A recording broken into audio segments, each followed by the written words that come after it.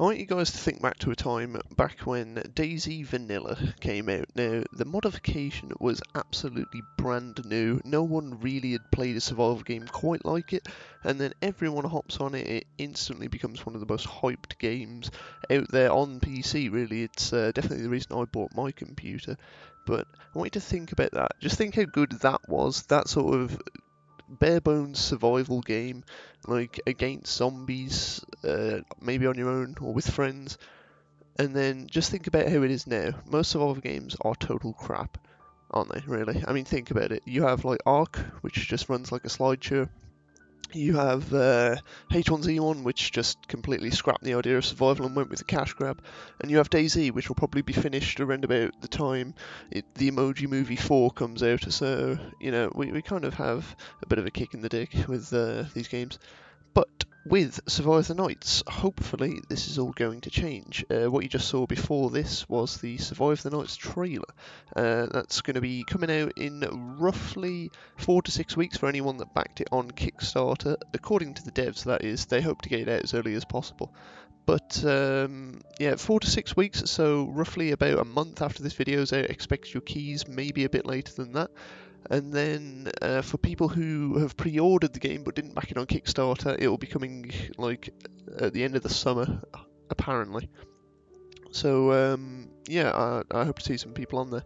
But a lot of people have been worrying about this game, saying that it's just going to be another early access survival that's just going to go straight in the trash with all the other ones.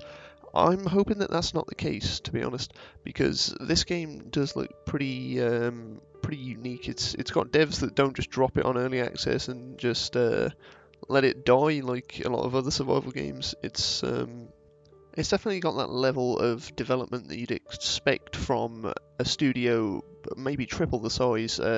This game has been developed by like a handful of people, no more than 5 as far as I'm aware at least, which means that this game might take a bit longer to get developed, but if you look at the trailer, I mean, they're clearly going in the right direction. It's just going to take a bit longer to maybe get developed or to push out the sort of polish that it'll need to become a fully fledged game, which of course will take some time. This game is going to drop on early access as far as I'm aware. It's not going to be released as like a finished non-alpha game, because obviously games like this, they do require a lot of tweaking and community feedback, which is where they're going to get most of their reviews from, I'd say, in the first couple months at least. When it's out with the backers, it's going to just be a global bug hunt more than an actual video game experience for the most part.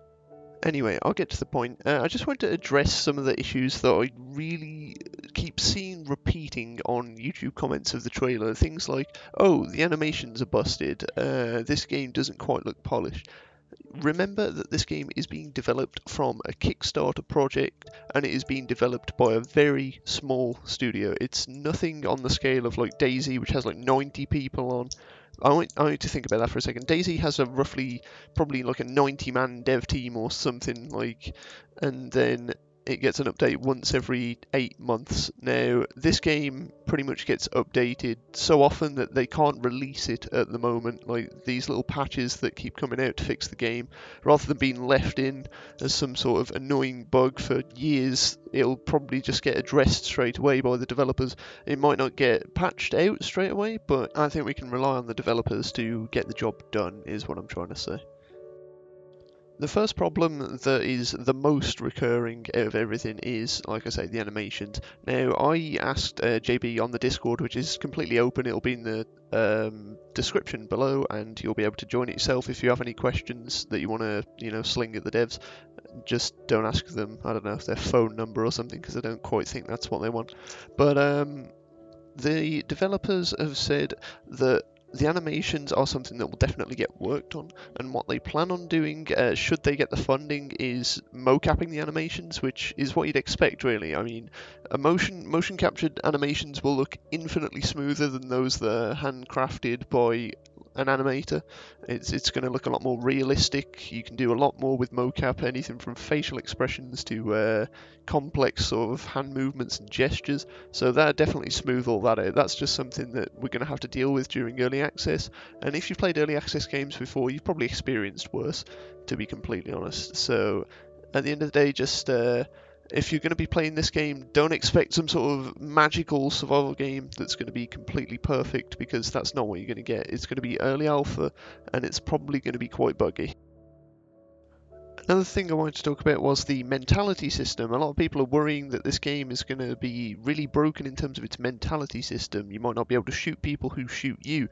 This isn't going to be the case on release. The plan is that it's going to be, after a certain amount of killing people or doing depressing activities, I don't know, maybe you have to cut open a zombie and cover yourself in its guts to blend in with a horde and not get eaten or something, you know, your character is going to be affected by that mentally, if you think about it. Like, would you really like to smear yourself in some dead dude's intestines? No, but you're going to be able to recover that at some point. Say, I don't know, something minor like eating a goddamn Pop-Tart, or something a lot more major like growing some kush upstairs or in a basement somewhere and then smoking it. You know, it's completely open to whatever the devs want to do and whatever the community suggests. That's the main thing. If you go on the forums, there is a suggestions forum. Your suggestions will be read.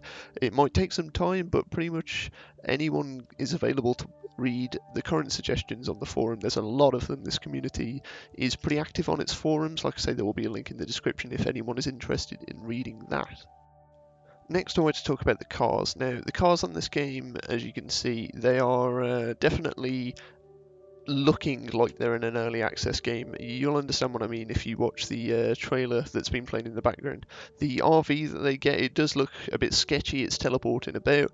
Now, that's between a couple of things. That might be the netcode. That could quite easily be just the server maybe not keeping up. Maybe it's not hosted on an actual server. There's an infinite amount of reasons why something like that could occur. But once again, it's something that will be smoothed out. You've got to remember, it's an alpha. It's only just coming out. It's being developed by a small team. I'm going to repeat that a lot during this video, so get ready. Another thing people have asked about as well, if you scroll down the comments enough on the trailer, is about the island. Now, the island is going to be 64 square kilometers, and that's going to have anywhere between, I think, during the stress tests, there were 100 players on the servers.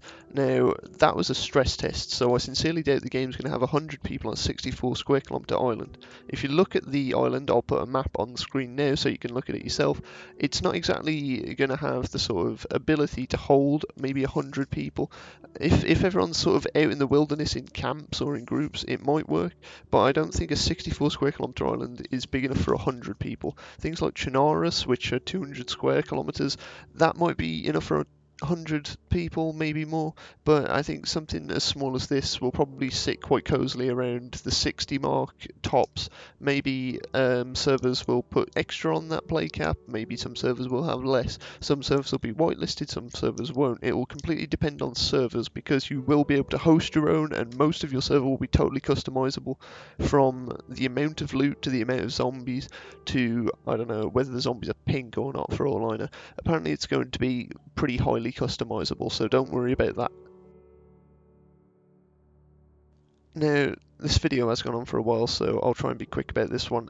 People are worrying about having their stuff raided. Now, locking down a house on this game is not going to be similar to other games. If you think, I'm trying to think, maybe if you played the old DayZ mods where you could build stuff like Epoch, you know, you'd get a base and you put down a plot pole and no one would be able to build in that area. That's not the case on this game. If you want to own a house, you will lock the doors of that house.